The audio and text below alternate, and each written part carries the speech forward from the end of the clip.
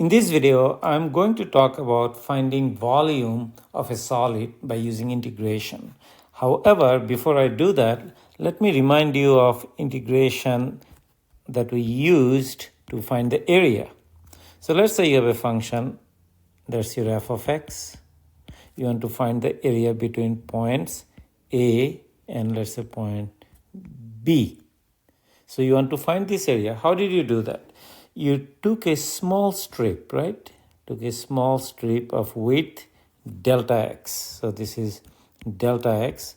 And there's the width of the small rectangular strip. And the height was f of x sub I star. That represents the value of the function in that ith strip. Okay? Then what did you do? This was an approximation, right? So to approximate the area, what we did, we added all of these guys. So summation I is equal to 1 to n f of x sub I star delta x.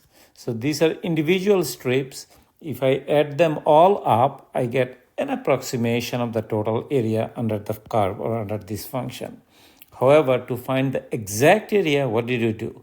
We had to take the limit n approaches infinity, summation I is equal to 1 to n f of x sub I star times delta x. And that's, by the way, nothing but the integral, right? That's the integral a to b f of x dx. However, this time here we are getting volume, okay?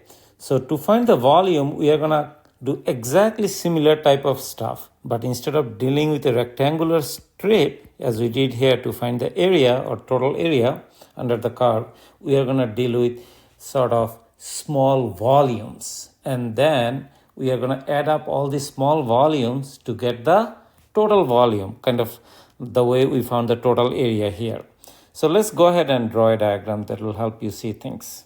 This is a rectangular prism and you can easily visualize it. So that's why I drew it here.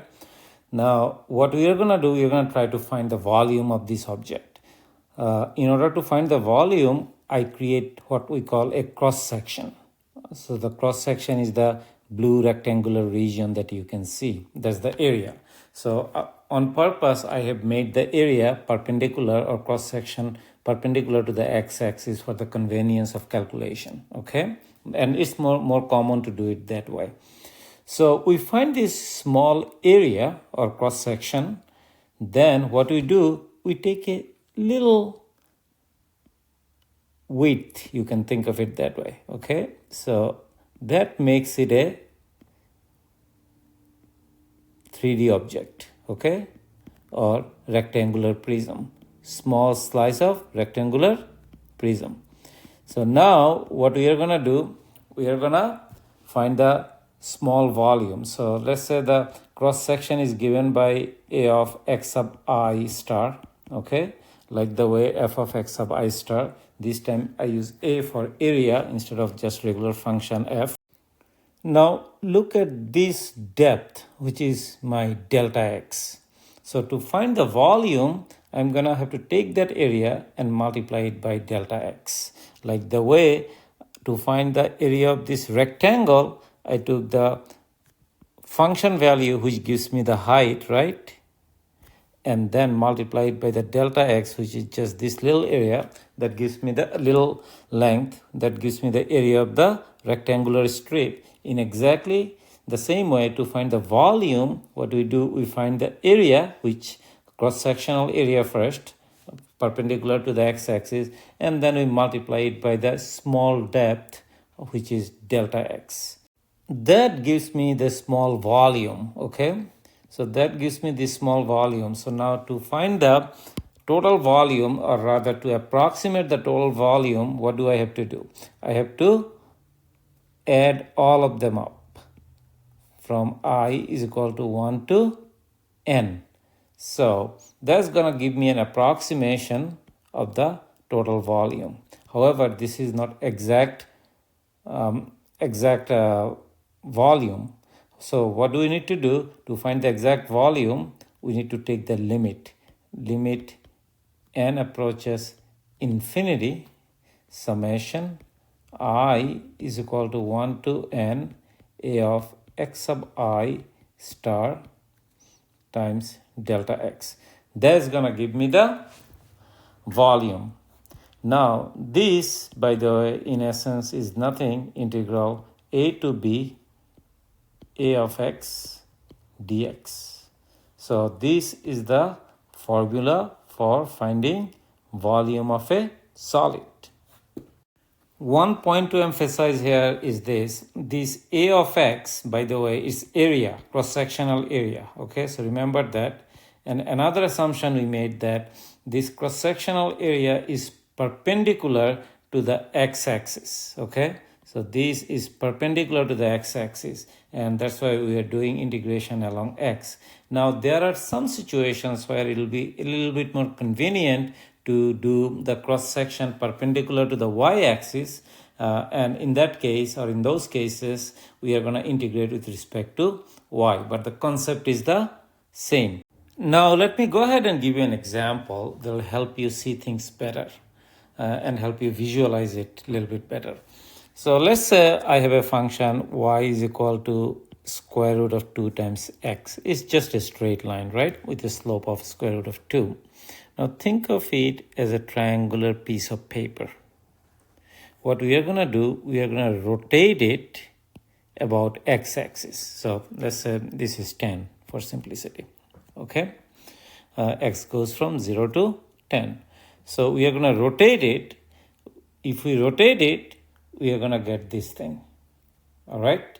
So this is how the shape, 3D shape is going to look like. And if we take a cross section, okay, of it, that is going to be perpendicular to it, is going to be nothing but a circle that you can see in blue with the shaded region. So that's how it's going to look like. Now, what is the radius of that circle? By the way, that's important. That's something we need to find, because we need to find the area of that cross section. So we need the area of the cross section. So area is going to be pi times r square, right? But my r is going to be the height from here to here, which is nothing but square root of 2 times x. So the area, cross-sectional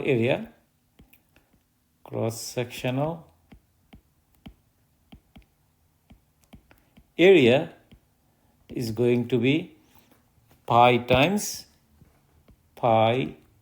square root of 2 times x whole square. If you simplify it, it's going to be 2 pi x square. All right. So this is the region we are kind of like. So as I said, think of it as a piece of paper. Okay. This is the region that I am rotating about x-axis. Now remember, our formula for volume is integral a to b a of x dx.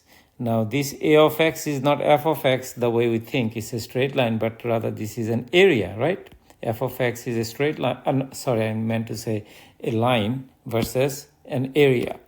So this is an area. And what is that area? What formula gives us that area? This. So what we are going to do, we are going to integrate it from a to b, actually from 0 to 10, in our case, 0 to 10, 2 pi x square dx. This is a very simple integration, which should be easy to do. There's going to be 2 pi times x cube over 3 evaluated from 0 to 10. And if I do that evaluation, I get 2 pi times x cube means 10 cube divided by 3 minus, since x is 0 in this case, so this is going to be 0. If you simplify it, it's going to give you 2000 pi over 3. That's the volume for this object that we have created. This, by the way, is nothing but a sideways cone, right? Like the ice cream cone. So this. So anyway, let me summarize what we talked about. We have talked about finding volume using integrals. Okay, I have shown you how to find volume, derive the formula for finding the volume for volume using integral. And we started off with finding area, and we translated the idea that we have used in the case of area into volume, and then we derived the volume formula. Then I have given you a very simple example where I rotate the line y is equal to square root of 2 times x. I rotate this line about x-axis, and the solid that I get by rotating it is this, and we found that volume, which is 2000 pi over 3. I hope that this discussion was helpful. Thank you very much.